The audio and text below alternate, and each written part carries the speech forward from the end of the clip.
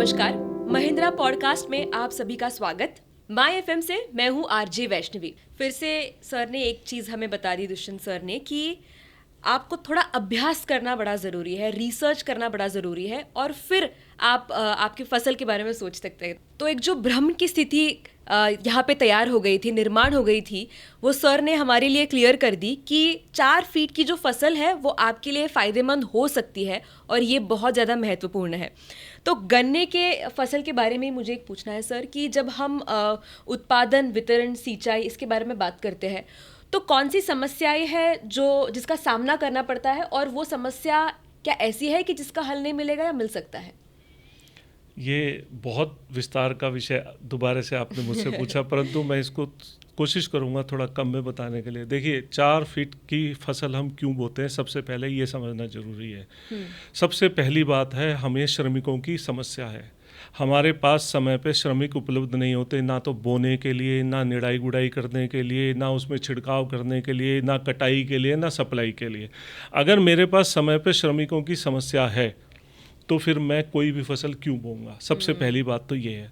परंतु अगर मुझे श्रमिकों की समस्या से अगर रोज़ 1-2 होना पड़ेगा, तो सब इम्पोर्टेंट है कि क्यों ना मैं मशीनीकरण अपनाऊं। और मशीनीकरण अपनाने का सबसे बड़ा फ़ायदा यह है, 4 फीट में मेरा मशीन से खेती भी होता है, निड़ाई गुड़ाई भी होता है, छिड़काव भी होता है, कटाई भी होता है, ढुलाई भी होता है, सप्लाई भी होता है, सब होता है। तो जो काम इसको ऐसे समझिए, जो काम मैं 10 दिन में कर सकता हूँ, उस काम के लिए मैं क्यों बिना बात 1 महीना लगाऊंगा? समय बहुत इंपॉर्टेंट है। और ज़्यादातर किसान ये नहीं सोचते कि वो भी एक श्रमिक की तरह ही काम कर रहे हैं, क्योंकि जब उनसे पूछा जाता है कि आपने कितने श्रमिक यूज़ किए, तो वो कहते हैं नहीं, मैंने तो कोई श्रमिक नहीं यूज़ किया, मैंने और मेरे परिवार ने ही अपने आप को यहाँ पर यूज़ किया है। जबकि श्रमिक तो वो भी है। और अगर वो वहाँ पर अपना दिन नहीं देगा तो जाहिर सी बात है वो कहीं और अपना टाइम यूटिलाइज करेगा, और जब कहीं और अपना टाइम यूटिलाइज करेगा तो उसको एक्स्ट्रा इनकम होनी चाहिए। तो वही चीज़ अगर वहाँ एक्स्ट्रा इनकम होनी चाहिए तो यहाँ एक्स्ट्रा खर्चा माना जाना चाहिए। तो किसान को ये समझ में नहीं आता, जिसके कारण से उसका नुकसान होना तय हो जाता है। जैसे कटाई का एक एग्जांपल देता हूँ। मेरे परिवार में 5 सदस्य हैं और कटाई के लिए मुझे पर्ची मिल गई, तो मैं क्या करूँगा, मैंने आज से ही अपनी पूरी फैमिली को कटाई पर लगा दिया और मैं 1 हफ्ता लगातार कटाई कर रहा हूँ। मैंने तो देख लिया कि मेरे पास 5 मेरे परिवार के मेंबर और मैं कटाई कर रहा हूँ, परंतु इसका नुकसान देखिए, 4% डेली की दर से मेरा वजन कटना स्टार्ट हो जाता है। और 1 हफ्ते के बाद जब मैं गन्ना सप्लाई करता हूँ, जो 200 क्विंटल का होना चाहिए था, उसके अंदर अगर मैं 4% रोजाना, पहले दिन 4%, दूसरे दिन 6%, फिर आगे 6% की दर से एवरेज सूखना स्टार्ट होगा, तो मेरा टोटल कितना गन्ना सूख गया, यानी मेरी कितनी पैदावार गिर गई, इसका वो आकलन नहीं कर सकता, जिसके कारण से ही उसको समस्या झेलनी पड़ती है। तो मुख्य बात क्या है, ताज़ा गन्ना कटे, ताज़ी फसल जाए, जिसके कारण से ही हम उसको सप्लाई करें, और वो जो नुकसान है उस नुकसान को हम मशीनीकरण से पूरा कर दें। सिंपल। और अगर आपके पास मशीनीकरण नहीं भी है, मान लीजिए आपके पास आज की डेट में बहुत सारे ऐसे एंटरप्रेन्योर्स हैं जिनके पास इन सब मशीनें हैं और उन मशीनों को आप किराए पे चला करके काम कर सकते हैं। जैसे हमारे पास उत्तर प्रदेश में, मैं उत्तर प्रदेश की बात कर रहा हूँ, 1888 एंटरप्रेन्योर हैं। जो DCM में अगर बात करें 416 एंटरप्रेन्योर हैं। अगर मैं अवध की बात करूँ तो हमारे पास 156 एंटरप्रेन्योर्स हैं। मैं 2 चीनी मिल का एग्जांपल इसलिए दे रहा हूँ कि सबसे ज़्यादा एक चीनी मिल में यहाँ पर है। तो ये जो एंटरप्रेन्योर हैं, ये किराए पर अपने दूसरे नियर बाय किसानों को किराए पर काम उपलब्ध कराते हैं, ताकि उनको मशीनों में इन्वेस्ट करने की ज़रूरत नहीं है, परंतु समय पर काम हो जाने के कारण से उनकी पैदावार प्रभावित नहीं होती, अधिक पैदावार ले पाते हैं और समय पे अपने खेत को खाली कर पाते हैं, जिसका उनको भरपूर फायदा मिलता है। और फसल चक्र अपनाते रहते हैं, दोहरी फसल लेके, जो आपको मैं पहले बता रहा था, सहफसली, तो उनकी मिट्टी का भी प्रभाव कम नहीं होता, मिट्टी भी भरपूर उपजाऊ बनी रहती है। तो यही मेरा अगला सवाल होने वाला था कि कटाई की अगर हम बात करते हैं, या तो परिवहन जो सप्लाई है, ट्रांसपोर्ट, इसकी बात करते हैं, तो उसमें मैकेनाइजेशन अगर हो जाए तो उसका लाभ कैसे ले सकते हैं? तो बट आपने बता ही दिया कि कभी कभी हम ये एक ऑप्शन ले सकते हैं कि हमने रेंट कर लिया, किराए पे ले लिया, क्योंकि हमें ताज़ा फसल जो है वो काट के बेचनी है, सूखने नहीं देना है हमारा जो स्टॉक है। बट अभी एक दूसरा कॉन्फ्लिक्ट यहाँ पे ये फिर से आ जाता है मेरे दिमाग में कि मतलब वैसा ही सवाल भी है कि लागत कम करके उत्पादकता बढ़ानी है, तो क्या इसके लिए कोई तरीके हैं? देखिए, एक तकनीक की बात आपको बताता हूँ। जितना हम नैरो प्लांटिंग करेंगे उतना फंगस ज़्यादा ज़मीन में आएगा, और जितना फंगस ज़मीन में आएगा उससे आपकी पैदावार प्रभावित होगी, क्योंकि जितनी पैदावार प्रभावित होगी उसमें ज़्यादा कीट रोग समस्याएं ज़्यादा आएंगे। जितने कीट रोग समस्या आएंगे उतना आप पेस्टिसाइड पर निर्भर होंगे, और जितने आपके पास पेस्टिसाइड रोग आएंगे उतनों के लिए आपको पैसा चाहिएगा। तो वो पैसा आप ही की जेब से जाने वाला है। बेचने वाले तैयार बैठे हैं आपको, वो आप खरीदने वाले हैं। आप उनकी मतलब अज्ञानता के कारण से आप खरीदते रहिए और वो बेचते रहेंगे। परंतु इसका सबसे सटीक और सिंपल मैंने आपको एग्जाम्पल बताया, 4.5 फीट के ऊपर बिजाई कीजिए, सह फसली लीजिए, निड़ाई गुड़ाई छोटे ट्रैक्टर से कीजिए। छोटा ट्रैक्टर आपके पास मौजूद है, छोटे ट्रैक्टर से जितने आप निड़ाई गुड़ाई करेंगे उतना आपको फ़ायदा मिलेगा। और सिर्फ फ़ायदा ही नहीं मिलेगा, आपकी ज़मीन की उपजाऊ शक्ति को भरपूर बनाए रखेगा। और आप एक साथ 2 फसलें, यानी अगर मैं उत्तर भारत की बात करूं तो उसमें एक बार में 3 फसल ले सकते हैं गन्ने के साथ, क्योंकि गन्ना सालाना फसल है। उसके साथ आप छोटे ट्रैक्टर की मशीनरी का अगर प्रयोग करेंगे तो आपको 3 फसल मिलेंगी, यानी एक फसल के खर्चे में 3 फसल का बेनिफिट, यानी 1+3, हम इसको 1+3 बोलते हैं। एक लागत में 3 खर्चा आपको फ्री में मिल रहा है। तो जैसे आपने निड़ाई गुड़ाई करी, कोई भी फसल आपने लगाई, उसका फ़ायदा किसको मिलेगा? गन्ने को मिलेगा। अगर आपने उसमें खाद डाला, पानी लगाया, उसका फ़ायदा मिलेगा सह फसली को मिलेगा। सह फसली में आपने कोई भी क्रियाएं करी, उसका फ़ायदा गन्ने को मिलेगा। एक दूसरे की पूरकता है इसके अंदर। जी, ये तो समझ में आ गया सर, लेकिन हमने कुछ देर पहले ये डिस्कशन किया था क्लाइमेट चेंज के बारे में। अब खेती करनी है तो पानी सबसे महत्वपूर्ण है, तो जल का प्रबंध कैसे करना चाहिए, और ये सारी जो तकनीक आपने बताई, इसमें हम वाटर मैनेजमेंट कैसे कर सकते हैं सर? ये बहुत इम्पोर्टेंट है। देखो, क्लाइमेट चेंज के अंदर 2 चीज़ें इम्पोर्टेंट है।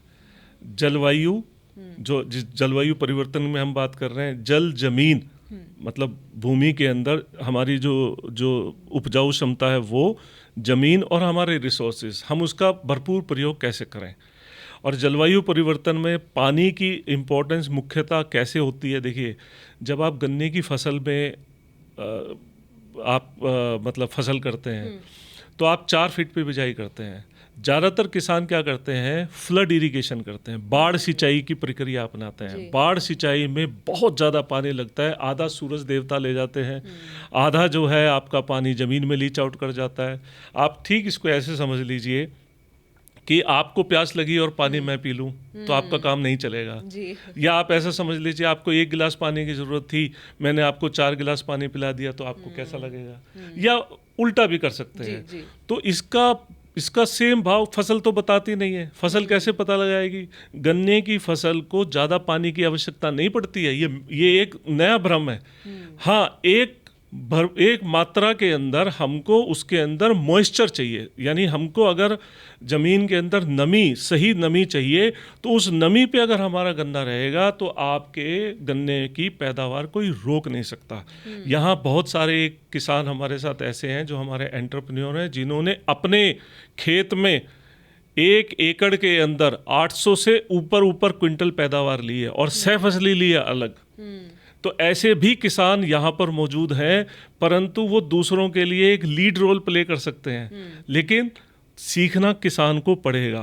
ये किसान के मतलब की बात है। अगर किसान चाहेगा तो क्यों नहीं हो सकता।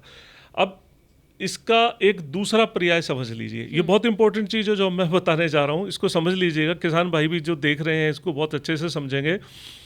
मान लीजिए कि मैंने एक एकड़ से 400 क्विंटल की पैदावार निकाली, और 400 रुपये मेरा रेट है गन्ने का, तो 1,60,000 का मेरा गन्ना निकलता है 1 साल का। अगर मैं उसका आकलन करूं 12 महीने में, तो 12 महीने में कितना मुझे पड़ता है वो, अगर आप उसको देखेंगे करीबन रफली मेरा 8,000 के आसपास पड़ता है। अब अगर मैं दूसरे कंटेक्स्ट में बात करूं, किसान का बच्चा जो खेती नहीं सीख रहा या खेती सीखना नहीं चाहता, और वो किसी के यहाँ पर बाहर जाकर काम करता है, 10,000 रुपये महीना, 12,000 रुपये महीना, घर से बाहर जाएगा, अपना खर्चा करेगा, उसका आकलन नहीं है, क्योंकि वो अपने आप को एज ए लेबर नहीं मानता। परंतु 10-12 हज़ार रुपये कमाने के लिए जब वो घर से बाहर छोड़ के जाता है तो उसका खर्चा उससे ज़्यादा होता है, लेकिन वहाँ बंधी हुई इनकम दिखाई देती है, तो किसान खेती को छोड़ता है और बाहर चला जाता है। परंतु अगर यही पैदावार डबल हो जाए, 800 क्विंटल हो जाए, तो वो जो खर्चा बाहर बैठ करके वो कमा रहा है वो अपने ही खेत से कमा सकता है और दिन दुगनी रात चौगुनी उन्नति कर सकता है सिर्फ जानकारी करने से। और लगातार अगर वो कोशिश करता रहेगा तो एक दिन वो सीखेगा, और सीखेगा भी, सिखाएगा भी, और सीखने के साथ साथ दूसरों के लिए एक उदाहरण का पर्याय भी बनेगा कि मैं वो हूँ जो कभी 200 क्विंटल की पैदावार लेता था, आज 800 क्विंटल की पैदावार लेता हूँ अपने ही खेत से। बहुत बढ़िया सर, जैसे आप भी हमें सिखाने की ही कोशिश कर रहे हैं, तो इसमें मुझे आपसे ये सवाल पूछना है कि सर एक जायज़ सी बात है कि अगर किसान फसल उगाने की कोशिश कर रहे हैं तो उनको उसमें से कुछ मिलना भी चाहिए, ना कि सिर्फ खाने के लिए, लेकिन जो हम कहते हैं कि कैश फ्लो होना चाहिए। तो मैं जानना चाहती हूँ कि यही फसल जो है गन्ने की, वो लेते समय आज किसान का खर्चा कितना हो रहा है, कितना होना चाहिए आइडियली, और इसको हम और कम कैसे कर सकते हैं? बहुत बेहतरीन सवाल है। किसी भी चीज़ को करने से पहले हमें 2 सोच देखनी पड़ेंगी।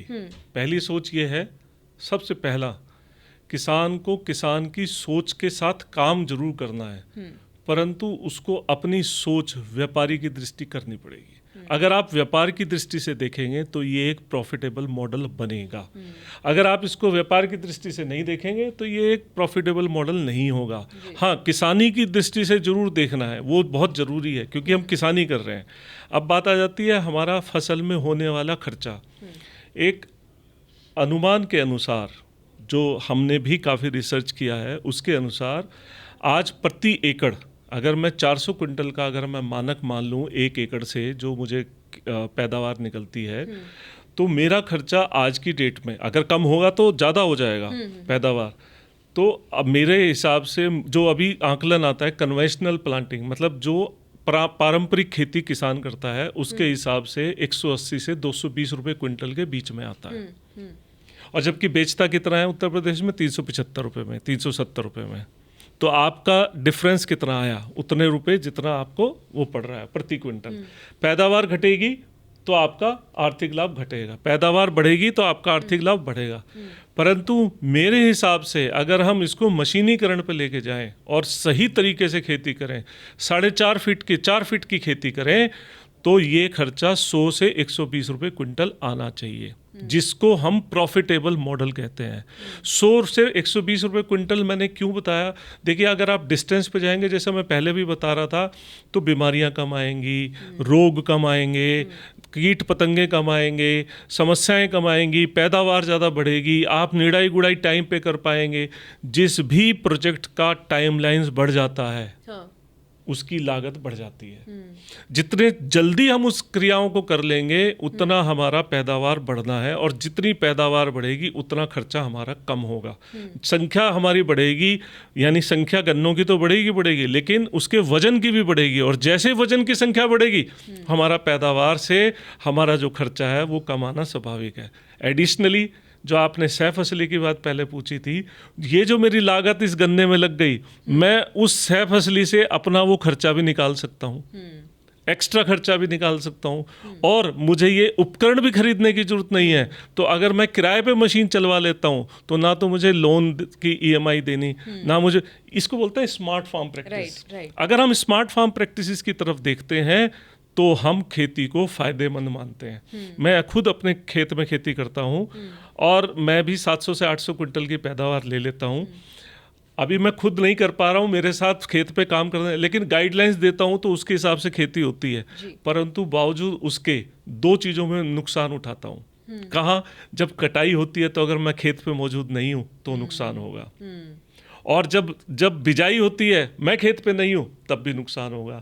इन 2 प्रक्रियाओं के लिए आपको अपने खेत पे मौजूद रहना होगा। अपने ही संज्ञान में, अपने ही तत्वाधान में सारी प्रक्रियाएं करवाएंगे तो आप फायदे में रहेंगे ही रहेंगे।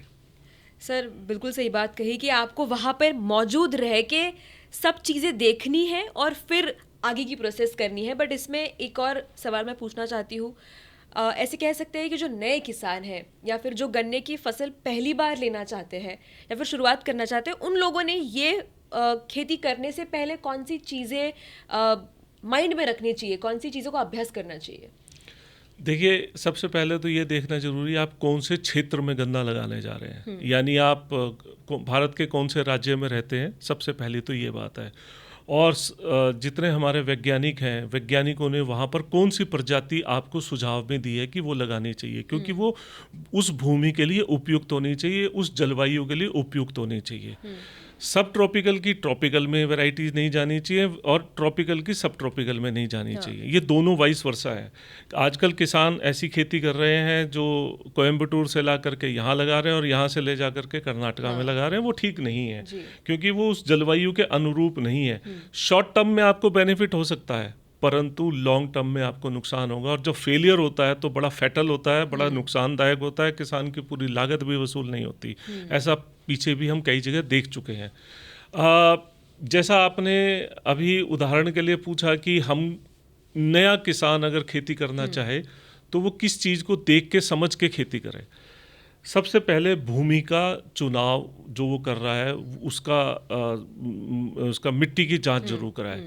मिट्टी की जांच के अनुरूप उसके अंदर जो जो काम करने चाहिए वो करे। मेरा अपना अनुभव मैं आज आपको साझा करता हूँ। गहरी जुताई करना बहुत आवश्यक है, क्योंकि गहरी जुताई से ही हमारी गन्ने की जड़ें नीचे तक जाती हैं, और जब गन्ने की जड़ें नीचे तक जाती हैं तो उनका संपूर्ण सर्वांगीण विकास होता है। नंबर एक बात, गहरी जुताई करना कैसे चाहिए, गहरी जुताई के कौन कौन से यंत्र हैं, उनको आप अगर देखना चाहें तो ये सब कुछ उपलब्ध है। अगर आपको इसमें ये देखना है कि प्राथमिक तौर पे, यानी प्राइमरी टिलेज और द्वितीय जो हम बात करते हैं सेकेंडरी टिलेज, उसमें हमको करना कैसा चाहिए। कोई भी तवा धारक जो 12 इंच गहरा जाता है उससे मिट्टी को पलट दीजिए। नंबर एक बात, अगर आप मिट्टी को पलट सकते हैं तो सबसे बेहतरीन है। मिट्टी को पलटने के बाद उसमें आप हल्का रोटावेटर चला करके ज़मीन अब आपकी तैयार है, अब आप उसमें बिजाई कर सकते हैं। परंतु अप्रैल और मई माह कुछ दो ऐसे माह हैं जिसके अंदर हमें ज़मीन की कड़ी परत को तोड़ने की अत्यंत आवश्यकता है। अगर हम इस कड़ी परत को तोड़ देंगे तो अत्यधिक बारिश होने के कारण जो पानी का बहाव तेज होता है, कटाव करता है, वो नहीं होगा। ज़मीन में पानी परकुलेट होगा। ज़मीन में पानी जाने से जब विपरीत मौसम आता है गर्मी में, उसमें नदी नालों कुओं में पानी भरपूर आता है। जैसे ही ज़मीन का वाटर लेवल रिचार्ज होगा, आपको उस स्थिति में वो काम आएगा। एक तो एक सिंपल सी बात है। और दूसरा, पानी जब ज़मीन में नीचे जाएगा तो गन्ने की फसल गिरेगी नहीं। ये गन्ने की मैं अगर बात करूं तो आपको गन्ने की या कोई भी फसल की अगर मैं बात करूं, धान को छोड़ करके। हाँ, अब इसके बाद हमको क्या करना चाहिए, गन्ना बिजाई मशीन से ही गन्ने की बिजाई करनी चाहिए। अमूमन ये देखा गया है, नॉर्मल किसान पूरे दिन खेत उससे निड़ाई गुड़ाई करता है और खेत को छोड़ देता है, और ऊपर से सूर्य देवता पूरी नमी ले जाते हैं, और फिर हम खुले में जब नाली निकाल देते हैं उसमें गन्ने की टुकड़े काट काट के घेरते हैं या पूरा गन्ना घेरते हैं। जब तक तो हम उसमें गन्ना घेरते हैं उस तक तो हमारी नमी चली जाती है खेत की, और नमी जाने के कारण से हमारा जमाव प्रभावित हो जाता है। और जब जमाव प्रभावित हो जाता है तो ऑब्वियस सी बात है, उसकी पैदावार कम आना निश्चित है। तो इसके लिए आपको मशीन उपलब्ध है। 2 आँख का टुकड़ा 4 फीट की दूरी पर बोने के लिए अत्यंत आधुनिक मशीनें उपलब्ध हैं, उनसे आप बिजाई कर सकते हैं 4-4.5 फीट पे। अब बिजाई के बाद कैसे काम करेंगे? बिजाई के बाद सीधी सी बात है, जैसे ही जमाव आएगा, ये जैसे मैंने आपको पहले बताया, अगर आप गहरी जुताई करेंगे तो खरपतवार कम आएगा। अब ये बहुत इम्पॉर्टेंट बात है, अगर किसान भाई इसको समझे। खरपतवार कम आएगा, कैसे कम आएगा? जो सतह पे पड़े हुए पुराने खरपतवार के बीज हैं, अगर वो बीज गहरी जुताई से ज़मीन में 9 इंच गहरे चले जाएंगे तो दोबारा जमाव नहीं आएगा उनका, और नहीं जमाव आने की स्थिति में आपको वीडीसाइड का प्रयोग कम करना पड़ेगा। आ सकता है जो उथले रह जाएंगे, परंतु वो इतने नहीं आएंगे जितने आते हैं, कम आएंगे। अब निड़ाई गुड़ाई भी आप छोटे ट्रैक्टर के आप कर सकते हो। 4 फीट के ऊपर संपूर्ण उपलब्ध होता है। एक आदमी ने अब निड़ाई गुड़ाई करना चालू कर दिया, और धीरे धीरे उसके अंदर मैं नए किसान के लिए बता रहा हूँ, पुराने किसान भाई भी तो ऐसा करते ही हैं, काफ़ी मुझे विश्वास है।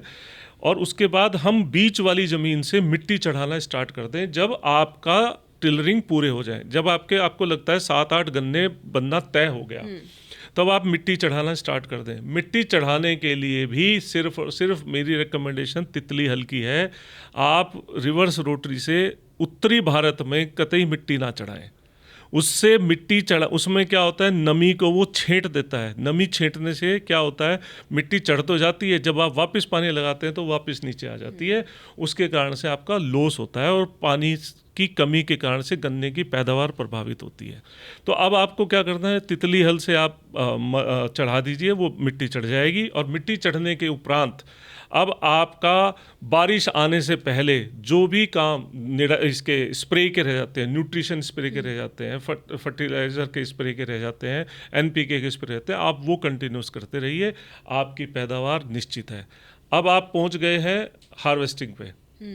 निराई गुड़ाई के बाद जब बारिश आ जाती है उत्तरी भारत में, आपको और अतिरिक्त करने की आवश्यकता नहीं पड़ती। जब आप कटाई पे पहुंचते हैं तो कटाई, संपूर्ण गन्ना कटाई छिलाई मशीन उपलब्ध है उत्तर प्रदेश में। आप संपूर्ण गन्ना कटाई छिलाई मशीन, भूसारथी की मशीन भी आती है और दूसरे जो कंपनीज हैं वो भी बनाती हैं। आप उन मशीनों का प्रयोग करके अपने यहाँ कटाई छिलाई कर सकते हैं संपूर्ण गन्ना। और जब जो वो ज़मीन से मिला के काटता है तो आपकी अगली फसल, जो पेड़ी फसल है, वो बहुत अच्छी होती है। उसी समय पर उसके अंदर खाद भी डाल दी जाती है, एक ऑपरेशन कम होता है। यानी कटाई के समय पे ही हमने अपना एक खर्चा जो 10,000 रुपये प्रति एकड़ की दर से आता है, हमने वो भी कम कर दिया, जो मैं खर्चे की कम करने की बात कर रहा था। और गन्ना कटाई होने के बाद, छिलाई होने के बाद 24 घंटे के अंदर अंदर चीनी मिल को सप्लाई होता है। ज़्यादातर उत्तर प्रदेश की चीनी मिलें 3 दिन के अंदर, 3 से 4 दिन के अंदर पेमेंट कर देती हैं। और जब 3 से 4 दिन के अंदर पेमेंट कर देती हैं तो आपको ज़्यादा खर्चा करने की आवश्यकता नहीं होती और उसी में आपका सारा काम हो जाता है। शर्त यह है कि पैदावार बढ़े। पैदावार बढ़ाने के लिए कम पानी की जो आपने मात्रा करी वो तभी संभव है। अब आपका जब गन्ने के अंदर मिट्टी चढ़ गई तो बीच की नाली बनी, पानी सिर्फ नालियों में लगेगा। अब बाढ़ सिंचाई के हिसाब से पानी नहीं लगेगा। जब बाढ़ सिंचाई के हिसाब से पानी नहीं लगता तो पानी की बचत होती है। और दूसरा, जब कटाई छिलाई करते हैं तो गन्ने की पत्तियों को छोटे छोटे टुकड़ों में बांट देता है, तो ज़मीन के साथ मिल करके फसल के अंदर, जो ज़मीन के अंदर मिल जाता है, तो मिट्टी और जब पत्ती मिल जाती है तो जल संग्रहण करने की शक्ति बढ़ाती है। यानी आप जब पहले 1 महीने में 2-2 बार पानी लगा रहे थे, अगर आपने छोटी छोटी पत्तियों को उसमें मिला दिया तो अब आपके पानी की ड्यूरेशन बढ़ जाएगी, क्योंकि उसने नमी को सोखना स्टार्ट कर दिया। तो ये सब वो चीज़ें हैं जिससे हम ज़मीन की खेती की उर्वरा शक्ति भी बढ़ा सकते हैं और पानी का भरपूर प्रयोग कर सकते हैं, कम पानी में अधिक पैदावार ले सकते हैं। बहुत बढ़िया। मुझे लगता है कि कृषि विज्ञान कॉलेज में अगर कोई जाता है सर तो थोड़ा कन्फ्यूजन हो सकता है, लेकिन आपने जिस तरीके से एक्सप्लेन किया है, मैं तो मतलब हूँ ही नहीं किसान, तो फिर भी मुझे समझ में आएगा। तो बहुत बढ़िया आपने एक्सप्लेन किया। आखिरी सवाल की ओर मैं बढ़ना चाहती हूँ सर।